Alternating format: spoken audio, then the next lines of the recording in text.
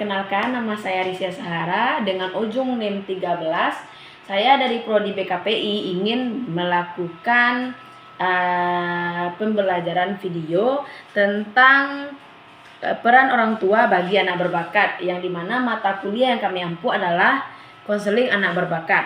Baik, di sini saya akan menjelaskan tentang peran orang tua, guru, dan sekolah kepada anak berbakat.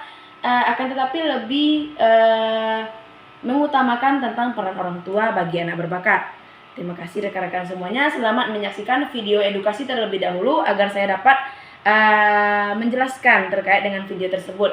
Karena dengan video edukasi dapat lebih tergambar apa tujuan dari pembelajaran yang saya buat. Oke teman-teman semuanya, selamat menyaksikan video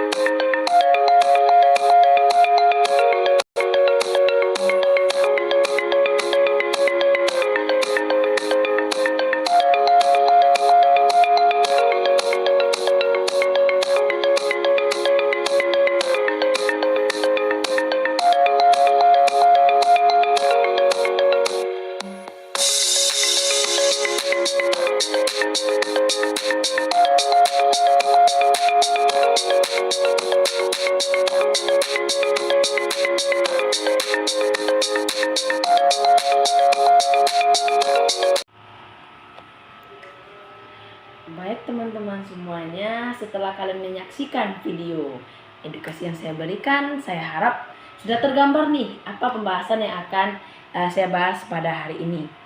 Di sini saya menjelaskan tentang peran orang tua bagi anak berbakat. Tentunya peran orang tua sangat penting terhadap anak berbakat. Orang tua adalah lingkungan awal bagi anak. Otomatis orang tualah yang lebih dominan untuk mencapai keberbakatan anak. Bagaimana orang tua mampu mengoptimalkan potensi anak.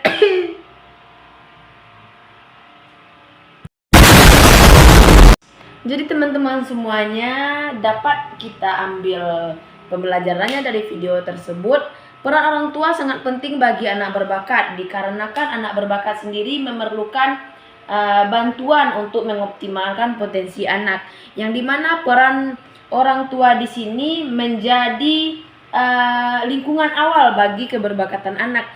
Kita sebagai orang tua harus tahu kesukaan anak di mana, bagaimana peran kita orang tua untuk mengoptimalkan potensi anak, bagaimana kita mengetahui kesukaan anak, pola pikir anak, kinerja anak, serta keberbakatan anak. Bakat mana yang menonjol bagi anak? Karena yang kita ketahui ada beberapa anak yang memiliki bakat ganda. Bakat ganda ini apa? Ada beberapa anak yang memiliki bakat yang banyak. Akan tetapi dari bakat banyak tersebut ada satu bakat yang menonjol pada diri anak. Dapat saya contohkan. Seperti saya sendiri, saya memiliki beberapa bakat, beberapa prestasi di sesuatu bidang seperti memasak. Saya pernah melakukan lomba masak. Saya juga pernah melakukan lomba olahraga pencaksilat, baik itu tarungnya maupun keseniannya. Dan saya juga memiliki bakat di bidang surat menyurat. Dan juga saya juga pernah memiliki bakat dalam bidang kebudayaan maupun kesenian. Tetapi hal yang menonjol pada diri saya adalah bakat di bidang pencaksilat tersebut, karena di sanalah bakat yang paling banyak saya meraih prestasi dan di sanalah hal yang paling saya sukai. Jadi dapat simpulkan bahwa anak memiliki beberapa cabang bakat, tetapi ada satu cabang yang menonjol pada diri anak. Jadi rekan-rekan semuanya, kita perlu belajar.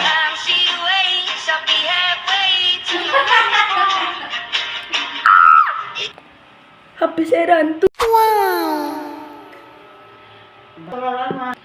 Orang tua adalah peran pertama yang berpengaruh terhadap keberbakatan anak. Jadi orang tua perlu mengenali dan menerima bakat anak tanpa menghakimi. Artinya kenapa kita harus memahami anak terlebih dahulu, di mana bakat anak, dan tidak menilai buruk terhadap bakat anak tersebut. Jadi kita sebagai orang tua harus mengetahui bakat anak terlebih dahulu. Jangan sampai sekolah yang mengetahui bakat anak, karena di sekolah ada beberapa tes bakat serta beberapa ekstrakurikuler yang dapat mengetahui bakat anak yang lebih menonjol. Dan juga orang tua perlu memberikan dukungan emosional. Maksudnya di sini apa? Anak berbakat itu sangat sensitif karena mereka memiliki rasa ingin tahu yang luas, memiliki pola pikir yang luas, mereka agak egois. Jadi dukungan emosional sangat membantu mengendalikan emosi anak, mengendalikan bagaimana pola pikir anak terhadap keberbakatannya tersebut. Jadi perlu kita memberikan dukungan emosional terhadap anak. Bukan hanya sekedar membantu memberikan fasilitas, tetapi juga membantu emosional anak, mengendalikan emosional anak, memberikan dukungan emosional. Jadi yang ketiga ada menyediakan lingkungan yang kondusif. Yang mana dukungan yang kondusif ini, anak berbakat perlu dukungan untuk bakatnya tersebut. Jadi lingkungan yang kondusif memberikan pemahaman terhadap diri anak, memberikan rasa dihargai oleh anak tersebut. Jadi maksudnya lingkungan kondusif ini, nenek kakeknya, kakak kakaknya, masyarakatnya tidak menghakimi berbakatnya tersebut. Seperti yang kita ketahui, ada beberapa bakat yang tidak diperbolehkan oleh anak perempuan, tetapi itu tidak apa-apa, fine-fine saja. Akan tetapi di lingkungan sekitar menganggap bahwasannya bakat tersebut tidak diperbolehkan oleh anak perempuan. Seperti apa? Seperti karate, pencaksilat, otomotif. Padahal fine-fine saja kalau misalkan mereka lebih dominan tersebut. Akan tetapi kita harus menyeimbangkan antara mereka perempuan dengan artinya tuh jati diri mereka sebagai perempuan dan juga keberbakatannya tersebut. Tergantung kita sebagai orang tua bagaimana cara mengendalikan hal tersebut. Dan juga menghindari tekanan yang berlebihan. Artinya gimana? Kebanyakan orang tua lebih mendominasikan terhadap prestasi anak. Anak itu berbakat apabila ada prestasi. Bukan, itu salah.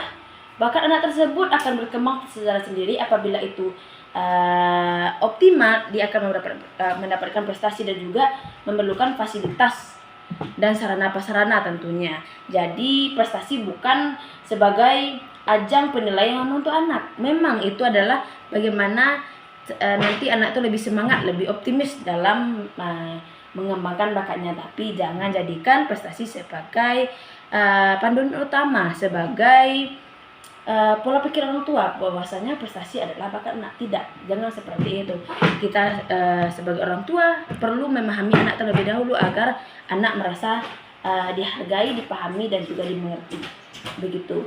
Kita sebagai orang tua harus paham bagaimana anak mengerjakan suatu hal, bagaimana anak mengoptimalkan potensinya. Ada beberapa anak yang nggak lambat dalam mengembangkan bakatnya. Disitulah peran orang tua dan guru tentunya. Dan juga menanamkan nilai karakter, membimbing anak lebih rendah hati, bertanggung jawab, dan mampu menyelesaikan masalah. Tentunya tanggung jawab bahwa artinya di mana anak harus memahami bahwasanya dia memiliki beberapa tanggung jawab sebagai anak, tanggung jawab sebagai teman, tanggung jawab sebagai siswa, tanggung jawab sebagai makhluk Allah tentunya. Jadi kita harus memberikan pengajaran nih bahwasanya anak harus menyeimbangkan antara Tuhannya, ibadahnya, artinya sebagai anak di rumah menolong orang tuanya, ada sebagai teman untuk bersosialisasi dengan teman sebayanya. Jangan biarkan anak itu bersifat egois, sombong terhadap bakat yang dimiliki, karena anak berbakat tentunya lebih menonjol daripada teman-temannya.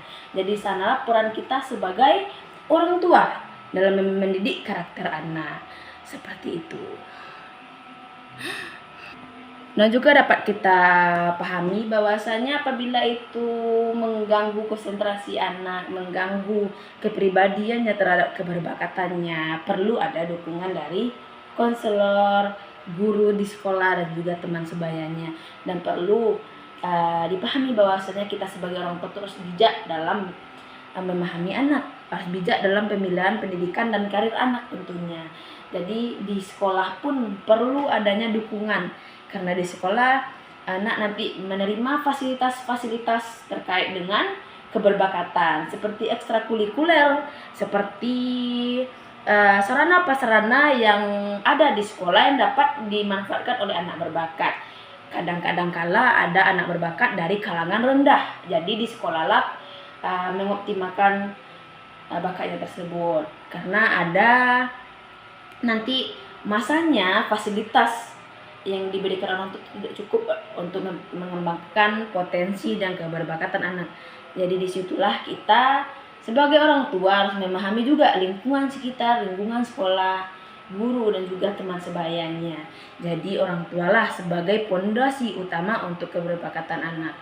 Kita perlu lebih luas lagi, lebih memiliki pemikiran yang lebih positif terhadap keberbakatan anak, tidak mendiskriminasi anak, serta tidak menghakimi anak bahwasanya bakatnya tersebut tidak sesuai dengan pilihan kita.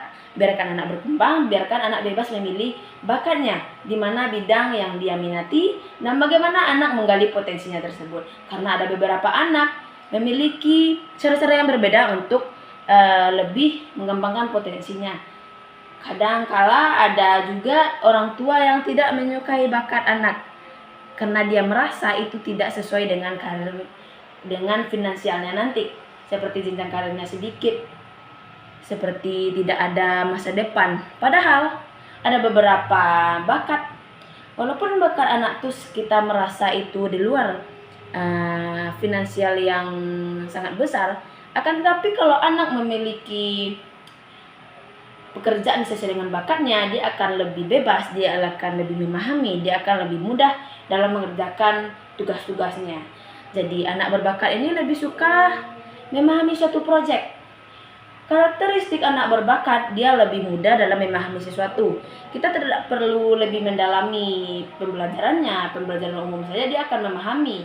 Tidak perlu juga membahas lebih dalam terkait dengan pembelajaran tersebut. Dan juga anak-anak berbakat itu lebih suka mencari tahu apa yang dibicarakan dan apa yang didengarnya. Jadi perlu kita ketahui bahwasannya anak berbakat itu lebih lincah, lebih bisa melaksanakan proyek-proyek tanpa pembelajaran lebih lanjut. Dan juga anak berbakat itu lebih dominan mendahulukan pendapatnya. Dia akan lebih merasa pendapatnya lebih baik, pendapatnya lebih penting gitu. Jadi perlu menyeimbangkan emosional anak. Jadi dari penjabaran yang saya berikan itu terkait dengan peran orang tua. Guru juga sudah saya singgung, dan sekolah juga prasarana dan sarananya. Dan juga kalau misalkan dapat kita simpulkan dari beberapa hal tersebut, orang tua adalah pedoman pertama sebagai pendukung anak berbakat. Sedangkan guru menjadi jembatan keberbakatannya tersebut sebagai pendukung keberbakatannya tersebut. Jadi yang paling utama adalah orang tua, bagaimana orang tua, pola asuh orang tua, dan asupan yang diberikan oleh orang tua. Jadi jangan salahkan anak. Orang tua adalah pedoman pertama, lingkungan pertama oleh anak. Jadi anak adalah apa yang ditanam oleh orang tuanya, dan anak adalah apa yang diinginkan oleh orang tuanya, apa yang disampaikan, diucapkan, diberikan oleh orang tuanya. Dan bagaimana anak itu tergantung orang tuanya. Jadi jangan disalahkan anak apabila tidak memiliki bakat atau tidak mengetahui bakatnya. Itu kurang digali dan kurang dipahami. Karena orang tua itu sebagai teman curhat, teman bagi anak apabila anak memiliki unek-unek pada dirinya. Jadi di sini orang tua harus pandai-pandai dalam mendekatkan diri kepada anak, karena selama ini yang banyak kita lihat, orang tua kurang dalam mendengarkan anak.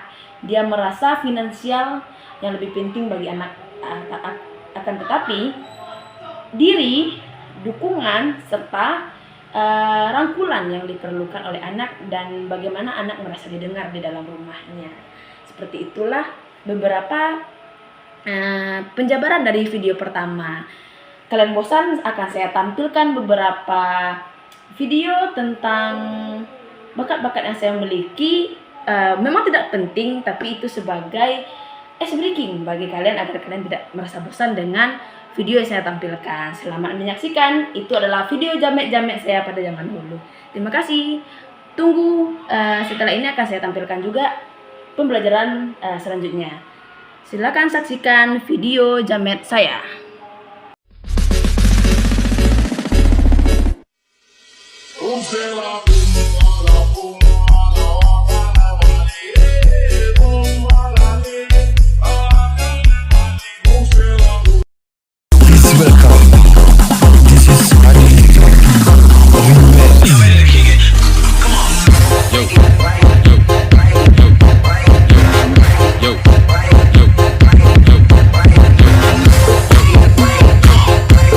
Oke teman-teman, kalian telah menyaksikan video kedua dari video yang saya berikan. Capek. Nah, kalian sudah melihat video kedua dari pembelajaran yang saya berikan. Dari video tersebut kita melihat bagaimana harmonisnya keluarga dapat menjadi pedoman untuk anak nantinya. Bagaimana keluarga, bagaimana lingkungan keluarga, bagaimana kondisi keluarga itu sangat berpengaruh terhadap bakat maupun kepribadian anak. Jadi kita sebagai orang tua perlu memahami, perlu memiliki potensi untuk perkembangan keberbakatan anak, karena dapat kita ketahui bakat anak itu sangat penting bagi dirinya, karena itu merupakan awal bagaimana dia memastikan karirnya nantinya. Jadi tidak ada hal yang lebih baik daripada peran orang tua bagi anak.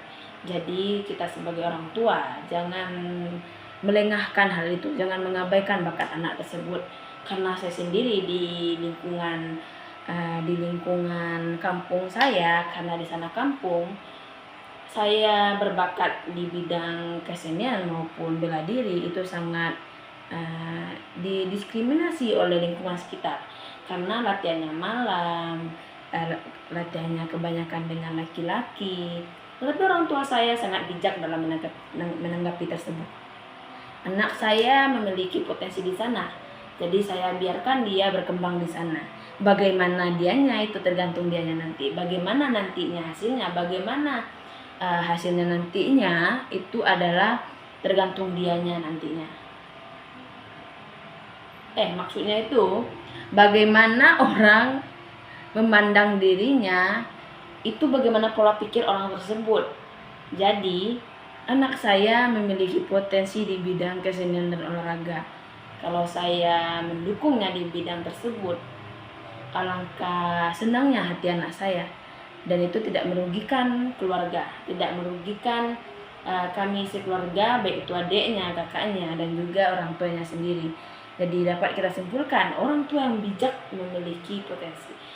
Orang tua yang bijak memiliki potensi untuk keberhasilan anaknya. Di kampung saya itu, ya kalau misalkan saya bawa piala baru, kita akan dikenal, kita akan disayangi banyak orang. Jadi jangan lihatkan prosesnya, biarkan anak berkembang. Jangan lihatkan proses anak, biarkan orang mendiskriminasi anak, tapi jangan orang tua yang mendiskriminasi anak. Alangkah baiknya kita sebagai orang tua dukung anak. Biarkan orang berbicara apa, biarkan anak membawa apa, piala, dan menunjukkan bahwa sana dia bisa. Proses tidak perlu ditunjukkan, cukup hasilnya saja. Oke, baik, sampai di situ dulu video saya pada hari ini.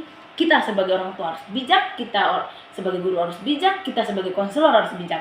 Jadi bagaimana anak itu tergantung dengan pola asuhnya. Jadi sampai di sini dulu video saya. Baik teman-teman semuanya, terima kasih telah menyaksikan video saya. Itu merupakan tugas akhir saya di mata kuliah konseling anak berbakat ini. Semoga kalian yang menontonnya dapat mendapatkan manfaat dari video-video saya tersebut. Ada beberapa hal yang perlu kalian pahami dari video saya tersebut. Kalau misalkan ada kesalahan kata maupun penyampaian dari saya mohon maaf sebesar-besarnya. Terima kasih telah menyaksikan video saya. Saya harap yang pertama sekali dosen saya suka dengan video ini dan dapat memberikan nilai terbaik, dan juga doakan rekan-rekan semuanya agar nilai dari mata kuliah yang saya ampu saat ini, yaitu konseling anak berbakat, dapat memberikan nilai yang saya inginkan tentunya, dan sesuai dengan jerih payah saya selama ini. Terima kasih banyak. Wassalamualaikum warahmatullahi wabarakatuh.